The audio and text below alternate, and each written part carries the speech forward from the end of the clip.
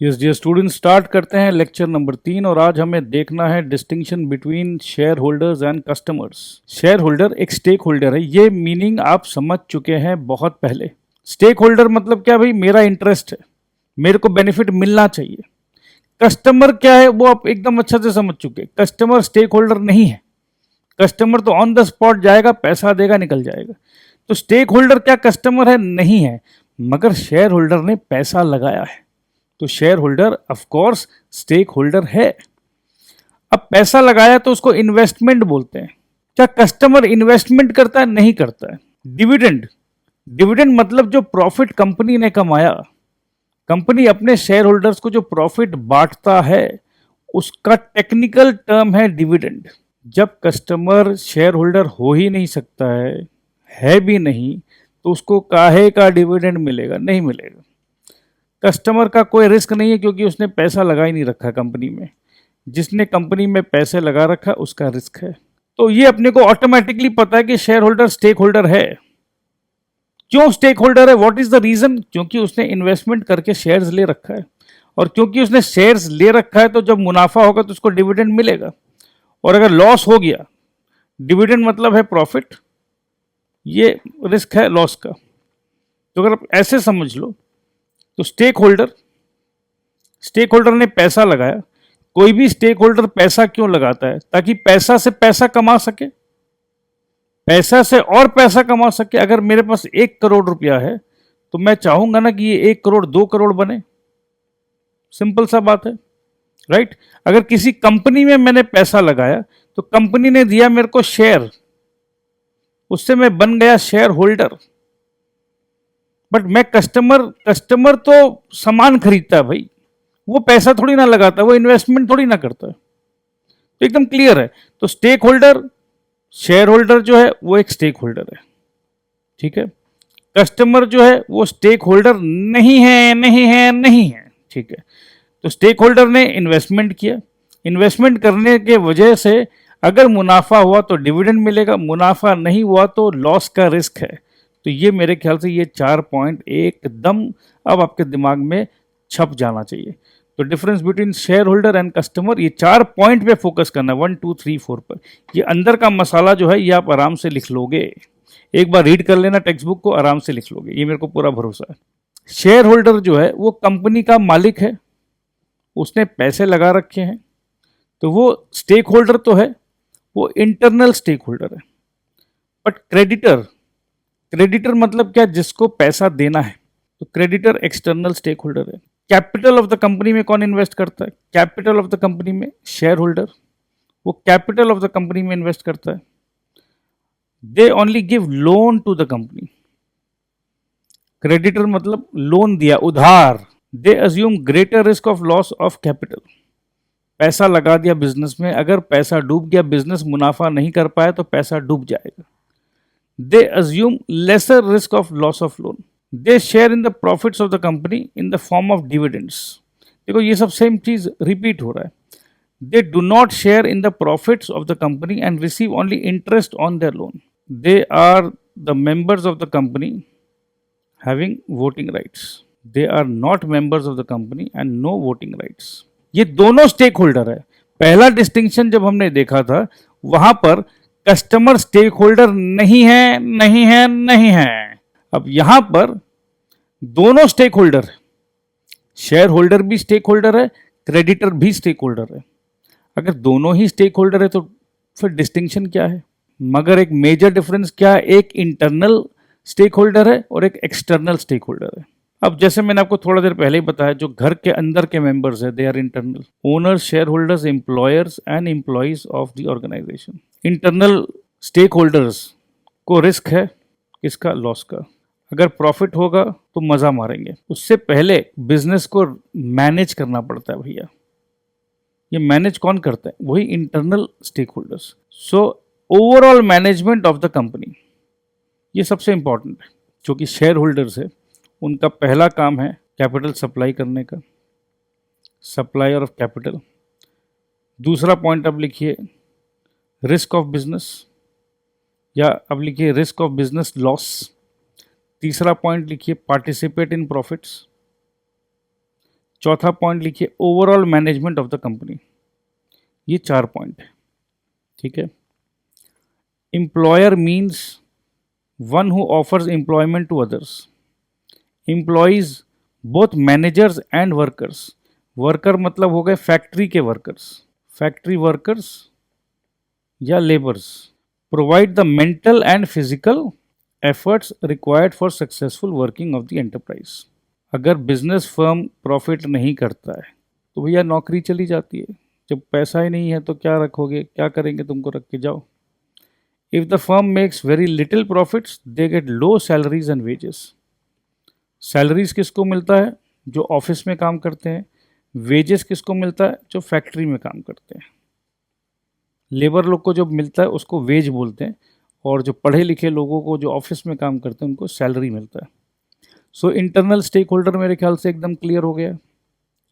अब आइए देख लेते हैं एक्सटर्नल स्टेक होल्डर, ठीक है। तो इसमें मेन पॉइंट क्या है, outside the organisation are known as external stakeholders. Creditor है, सप्लायर है। अब ये क्रेडिटर कौन हो गया एक तरीके से, क्या सप्लायर भी क्रेडिटर है? बिल्कुल है। जब हमको किसी को पैसा देना है तो वो मेरा क्रेडिटर है। तो कभी कभी डायरेक्ट किसी से पैसा ले लिया, लोन ले लिया, वो मेरा क्रेडिटर है। कभी किसी से उधार में सामान ले लिया तो भी वो मेरा क्रेडिटर है। सप्लायर जिसने मेरे को सामान दिया उसको मैंने पैसा नहीं दिया तो वो भी मेरा क्रेडिटर है। बट यहाँ अलग अलग लिखा हुआ है, ये सारा डिटेल्स में हम लोग पढ़ेंगे अकाउंट्स में। तो क्रेडिटर है, सप्लायर है, डीलर है, कॉम्पिटिटर है, गवर्नमेंट है, local community, media and the society. ये सब इंटरनल नहीं है, सब बाहर वाले हैं। मीडिया बाहर वाला, लोकल गवर्नमेंट, लोकल कम्युनिटी बाहर वाला, समाज बाहर वाला, सोसाइटी बाहर वाला, मीडिया बाहर वाला, क्रेडिटर, सप्लायर, डीलर, कॉम्पिटिटर। ये गलती मत कर लेना मेरे भाई। इंटरनल स्टेक होल्डर का मतलब प्राइमरी और एक्सटर्नल स्टेक होल्डर का मतलब सेकेंडरी।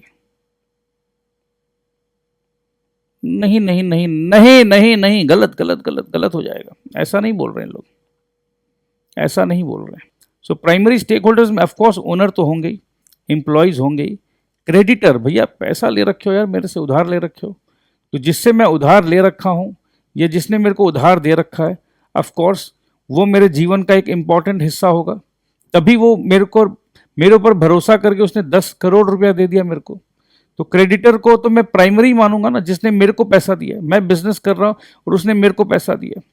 जो मेरे साथ डीलर है, जिसको मैंने अपॉइंट किया है, जो मेरा माल बेच रहा है, अब मैंने अपने करोड़ों रुपया का माल उसको दे रखा है, तो मैं भी उसके ऊपर भरोसा करता हूं, तो दे प्राइमरी। जो मेरे को सप्लाई कर रहा है, आज मेरे को फैक्ट्री में प्रोडक्शन करना है, कुछ भी अगर कम बेसी मेरे को दरकार है तो मैं तुरंत अपने सप्लायर को फ़ोन करूंगा और सप्लायर बोलेगा हाँ आप चिंता मत करिए मैं भेज दे रहा हूँ। तो कितना इंपॉर्टेंट इंटरेक्शन है। अच्छा, कॉम्पिटिटर के साथ ऐसा क्या है कि कॉम्पिटिटर प्राइमरी है? अगर सामने वाले का, कंपटीशन वाले का माल ज़्यादा बिक रहा है, हम लोगों का डिज़ाइन एकदम बर्बाद है, तो हम लोग कॉम्पिटिटर को तो हमेशा ध्यान में रखते हैं ना कि भाई कॉम्पिटिटर हमसे आगे ना निकल जाए। दिल के करीब कौन है? दिल के करीब वो है जिनसे हम बहुत प्यार करते हैं या जिनके साथ मेरा बहुत इंटरेक्शन है। मगर दोस्त, दिल के करीब कभी कभी दुश्मन भी होते हैं। जितना हम दोस्त के बारे में सोचते हैं, अगर किसी से दुश्मनी हो जाए तो दुश्मन के बारे में भी हम बहुत दिल से सोचते हैं।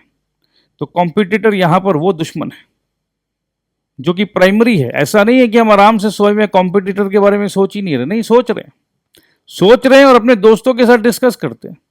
सो कहने का मतलब ये है कि प्राइमरी स्टेक होल्डर वो लोग हैं जिनके साथ हमारा more frequent and closer interaction, more frequent and closer. तो इसमें 2 इंपॉर्टेंट पॉइंट है दोस्तों, कीवर्ड्स में मैं बता दे रहा हूं आपको, लिख लीजिए। अगर आपको आईसीएससी में 100 में से 100 लाना है तो मैं आपको साथ साथ नोट्स का एक कॉपी आप लोग लेके बैठोगे। प्राइमरी में ये 2 इंपॉर्टेंट वर्ड है, फ्रीक्वेंट, दूसरा है क्लोजर इंटरेक्शन। ठीक है, ये 2 इंपॉर्टेंट वर्ड है विद द एंटरप्राइज। और सेकेंडरी वालों का क्या हाल है? Secondary stakeholder such as government. अब देखो, गवर्नमेंट टैक्स वैक्स देना तो गवर्नमेंट से थोड़ी ना रोज रोज मिलते हैं, अरे यार साल में एक बार टैक्स देना, दे देंगे। मीडिया, अगर हमको एडवर्टीजमेंट करना है तभी मीडिया के पास जाते हैं। Local community and general public. General public से हमको क्या मतलब है भाई? तो जिनसे मतलब जनरली नहीं है तो वो सेकेंडरी हो गए। मीडिया प्राइमरी है या सेकेंडरी है? बताइए बताइए बताइए। मीडिया क्या है? मीडिया सेकेंडरी है। ओके। क्रेडिटर जिसने भरोसा करके मेरे को पैसा दे रखा है वो प्राइमरी है या secondary? Primary. Very good. Competitor जिसके बारे में मैं सोच रहा हूं वो प्राइमरी है या सेकेंडरी? प्राइमरी। सप्लायर जिसने भरोसा करके मेरे को सप्लाई किया, primary. Society secondary. Government secondary. Trade unions and financial institutions. अब ये बताइए, trade union and financial institution, ये आप थोड़ा सा दिमाग लगाइए, ये क्वेश्चन मार्क है, ठीक है? कुछ दिमाग पे जोर डालिए, उसके बाद हम डिस्कस करेंगे। एम्प्लॉयज प्राइमरी है या सेकेंडरी? शेयर होल्डर्स प्राइमरी है या सेकेंडरी? चलो मैं हिंट दे देता हूँ।